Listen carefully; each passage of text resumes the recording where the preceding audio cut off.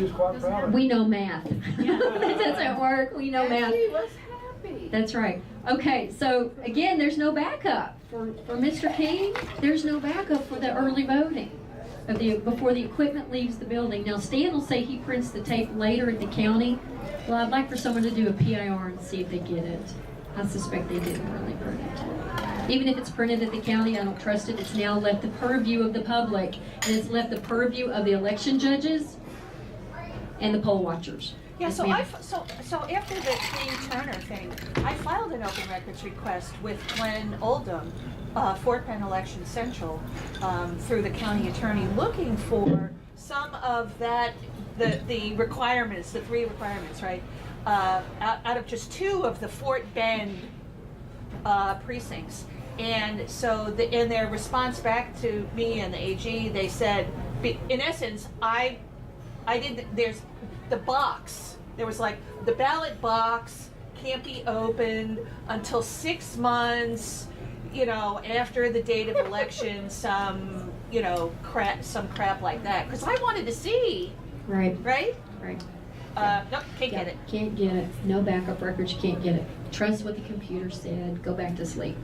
Yeah. And this was, we can't open the box. And you didn't ask them to open it. You asked for the data.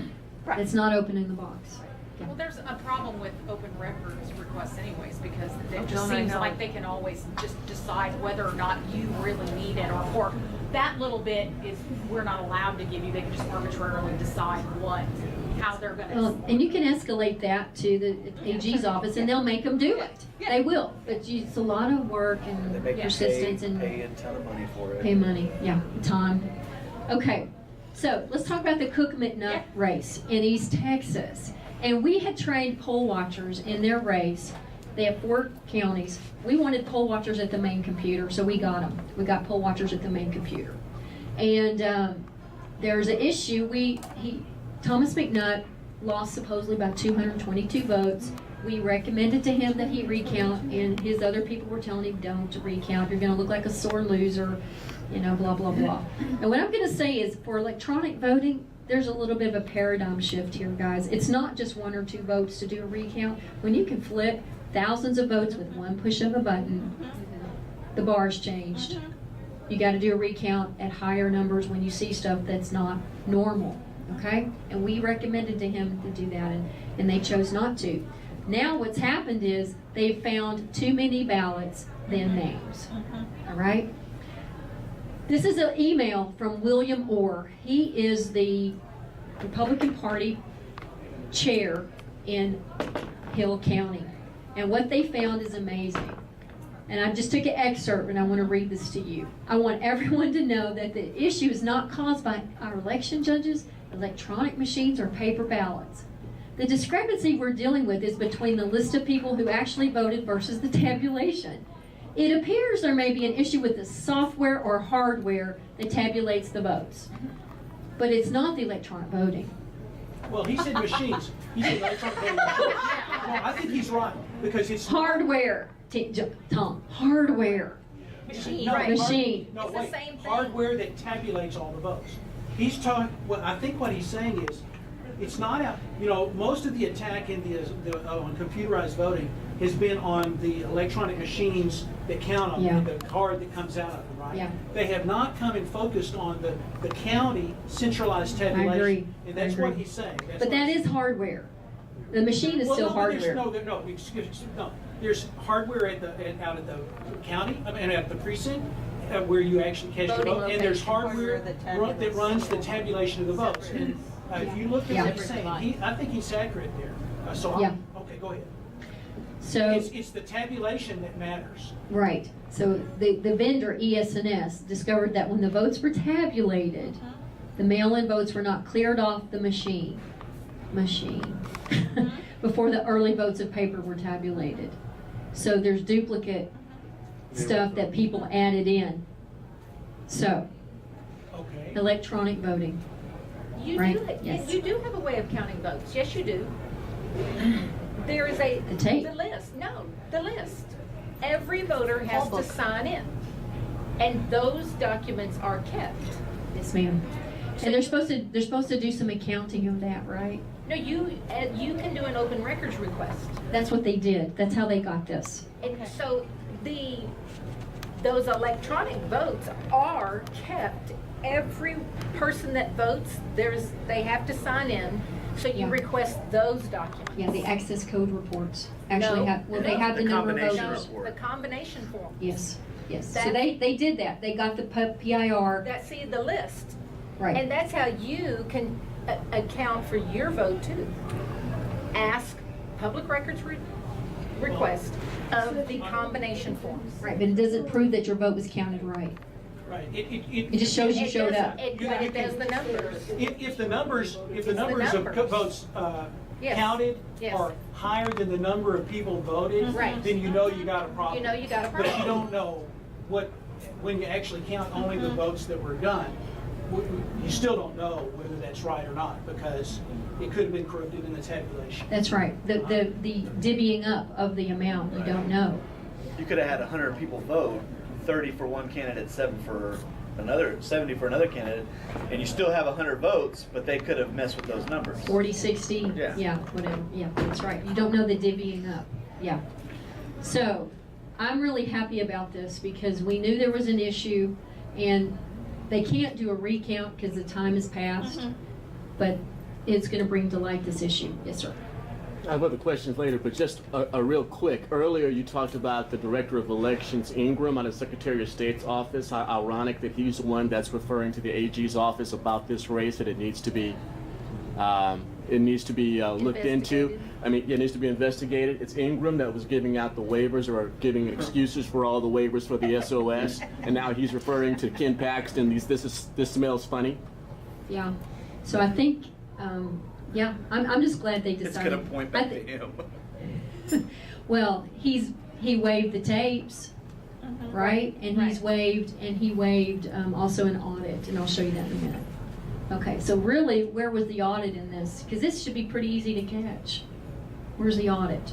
Okay, so this is a waiver that Keith Ingram, the same guy, gave to every county in the state for the primaries, an audit to the partial manual count. For paper ballots, there's still an audit that's done, because you know what, that computer that counts the paper still could have a program on it. Wait. He gave a waiver for all 254 counties. 54 counties. In the primaries. I'm sorry.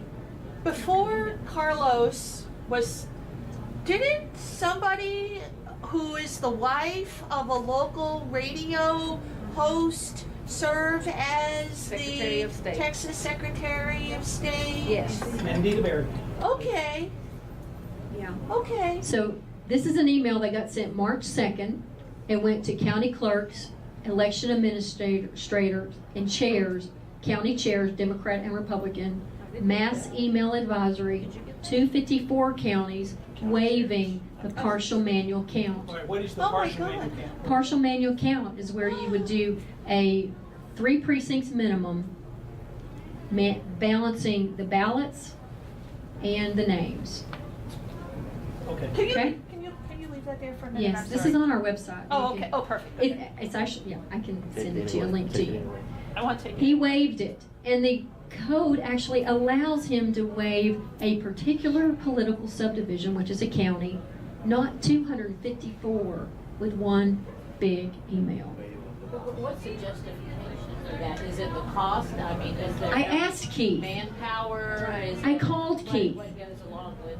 I called Keith, and I said, Keith, why did you give this waiver? He said, that's what we do.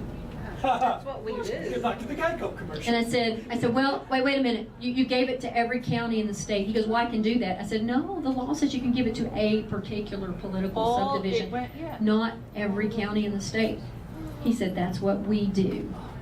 Define political subdivision, please. County, A county. a county. He can give a waiver to a county. He gave a waiver to 254, and apparently it's been going on for a long time for the primaries. Sounds like Bill Clinton. So there's no audit of the paper. So no tape for electronic, no ballot image for electronic, and now no audit for paper. And I'll tell you, in the McNutt race, this might have caught it Could if they had done the audit. Laura, would you define what a partial manual count is? It's what you do is you pick, the codes defines it. You pick Okay. at least 3 precincts, Okay. and you randomly pick those 3 precincts, and you audit the Okay. paper ballots with, you do a manual recount. Right. You do a manual Waive recount. the audit. And if they had done that in the McNutt race, they probably would have found that those ballot by mails were counted twice. So you do this after the election? You do it before the canvass. Okay. You do this before the final canvass. If a irregularity shows up in the partial recount, does that like automatically trigger like a county-wide recount, basically? That's a good question. I don't know what they would do if they found discrepancies, but you do all this work to verify the vote before it's canvassed. That's what the canvass means. We verified something. They're not verifying it. It was waived. And this was waived in Hill County. I asked the guys who are doing this questioning of the results in Hill County, I sent them this. I said, did they do the manual count? Because it would have caught it. How was this document? Okay, so there's a common theme here with the Secretary of State's office. Yeah. These things are being waived and the door's open for fraud because those backup records aren't there and those backup checks and balances are not there. And if it's been going on, even if the Secretary of State isn't complicit, all the counties know that they're going to get this waiver, so it almost eliminates any possible deterrent to stop them from trying to do something. What are the chances that the county chairs, the county Democrat Party chair and the county Republican Party chair know of the existence of this email? It says right there It they goes They got a copy of it. No, I mean I mean like in Fort Bend. So this They got a is copy of it. These are the precinct, these are the county chairs. This is why, so this is clear. This The county would have chairs. gone to Paul Simpson. Yes. Yes. Jared Woodfield. And and in this was Fort before. Bend, it would have gone to Mike Gibson, Yeah. and it would have gone to probably at the time Don Bankston was the Democrat, Yes. right? Yes. Just to be clear, this is Yeah, went to all the county who chairs. knows about this. And the county clerks. Yes. And the clerks and the election administrators. Went to all of them. So Stan knows about it, Yeah, Yes. yeah. And I don't know if Harris County did the partial manual count. You could ask. and I suspect Oldham not. in Fort Bend knows about it, and Yes. So in other words, do whatever you want, because we're not gonna check it. There's no backup, there's no check and balance. And what do you think the chances are that the county judges know about it, like yeah. Ed Emmett and I don't Boss know about that. Hawks? They're not on Fort here, Bend. so I don't know. But they, They know. right, they, Okay, so let's take a high view here of what's going on. We've got a lot of issues, but what do we do about it? And there's a lot that's being done about it, okay? So in our case, and I want you to hear this, honest and fair elections are going to happen in Texas. They are. What we're doing, we're taking the judicial approach. Our case is the first case in the state. We had a recount, we did the contest, we did discovery, we've had the hearing. We're now in the third court of appeals because the judge, when we asked if we could look at the cards and if we could get to the manuals, the judge said, well, you can't get to that, Dr. Pressley, and by the way, you have no evidence, so we're going to give you a no evidence summary judgment. So we got thrown out of court. And worse, tell them the worst. And worse. And so we were also sanctioned, 40 punished financially for a $40,000 for a frivolous lawsuit. And it was said in the courtroom, we want to make this a high number so that it deters any other candidate from ever bringing a case against these electronic voting machines in the state of Texas ever that again. means it was purposely Yes. retaliatory. There was 40,000, we got 40,000 sanctions, my lawyer 50,000. We were sanctioned $90,000, okay? And there was a deal on the table. The opponents, our opponents' lawyers, they had 10 lawyers. I don't know why you wouldn't have 10 lawyers for a frivolous lawsuit. You know, fighting a frivolous lawsuit. So, but they had 10. There was a deal on the table that they would not pursue the sanctions if we would not appeal. And we said, we're going to appeal. Someone's got to do this. Travis County has to be held accountable. This was before we knew what was going on around the state. We just focused on Travis County because that's our case. So we said we're going to appeal, so we're in the appeals court.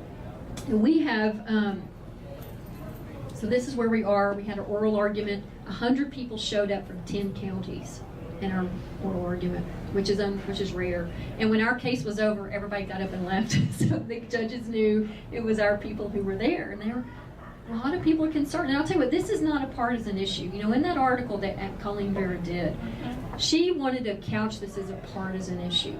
I'm sorry, it's not partisan. I've been invited to Democrat clubs. I've been invited to Republican clubs, Libertarian, Green Party, everybody under the sun.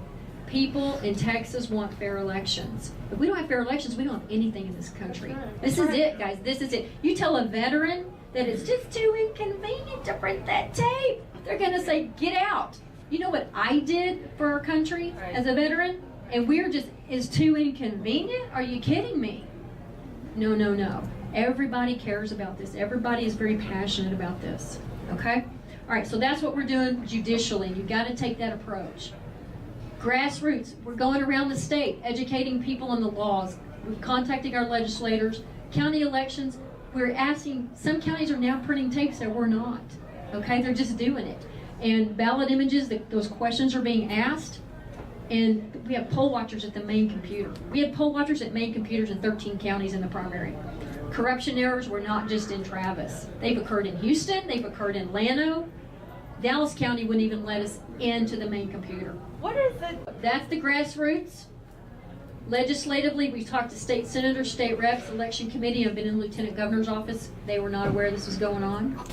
Okay? Lie like a dog. Does anybody know Senator Bob Hall? Yeah. Officially, they don't know. Okay. So Senator Bob Hall is an electrical engineer. He is very familiar with this electronic voting and all the computer components of it. The press release, and he said this is very powerful. It is not possible to truthfully validate any election result or conduct a legally sufficient recount in Texas where electronic voting without a paper trail is being allowed. That's pretty powerful for a state senator to say you can't trust the elections in Texas for electronic voting. They're getting waivers.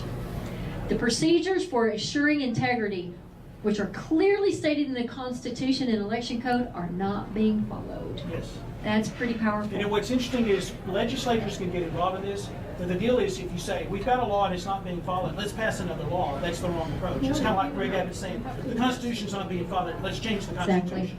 Exactly.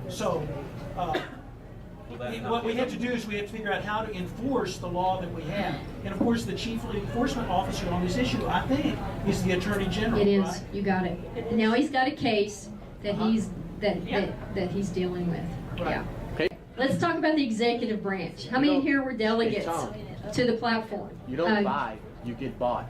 Oh, a good one. Yeah. How many here were delegates to the convention, state convention? I was a delegate. Yes, I know he was there. Okay. So what we did with this, because we've been talking to these counties, and they're not happy with what's going on. So we rolled up resolutions to the platform committee of the state convention about election integrity, and we got 3 things added to the Republican platform that were not there before. You Democrat. I know it. How Republican to be a delegate to the Republican convention. We support. This is a new item in the platform, guys. We support the Secretary of State strictly enforcing printing of the tapes for early and election day at polling locations after the polls close for all counties. This tells the Secretary of State, puts him on notice. And RER did a great article talking about this. We think that's what potentially precipitated Ms. Vera's blog. Who appoints the Secretary of State? Governor. Does he serve at the governor's Yes. pleasure? Okay. Just Yes. wanted to know that. The second thing we got added, we support all means of protecting the integrity of the elections, including optional use of paper. I would love to have a paper ballot option in Travis County for election day. Dallas County does it. A lot of counties do it. So we want paper, optional use of paper. Last one is very powerful. We oppose countywide polling locations due to heightened potential for fraud. Right. Keith Ingram has been telling the legislature and the elections committee, everything's rosy with countywide, everybody loves it. Well, now look at this. The platform, 90% of delegates voted fraud equals countywide. Laura, do you know if any of this was in any of the interim charges out in None, the it was Senate not, or the it was House? not, no, Okay. not yet. Do you know if there've been, so you mentioned Keith Ingram's been going around, have there been any hearings that he specifically attended where, referring to Not what on you this, mentioned? not Okay, on this, no, okay. no. This is in the platform, 90% approved it. This is, When we vote in Harris County, you get a receipt, a little like a ticket check thing that has a number on it.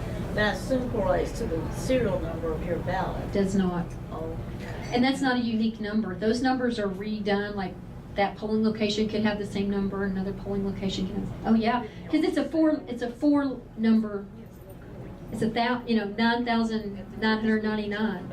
so You I got- can you go got- and say, I want to see what you said, how you said I voted. Here's my ticket. Yeah. Well, those are not unique numbers because you have, what, 500,000 people vote? Yeah. That only goes up to 9,000. Yeah, it's not a unique number. Yeah. Hardin County, paper ballots are good, but there's cases in the past where a reporter was watching deputy sheriffs and law enforcement erasing and changing paper ballots.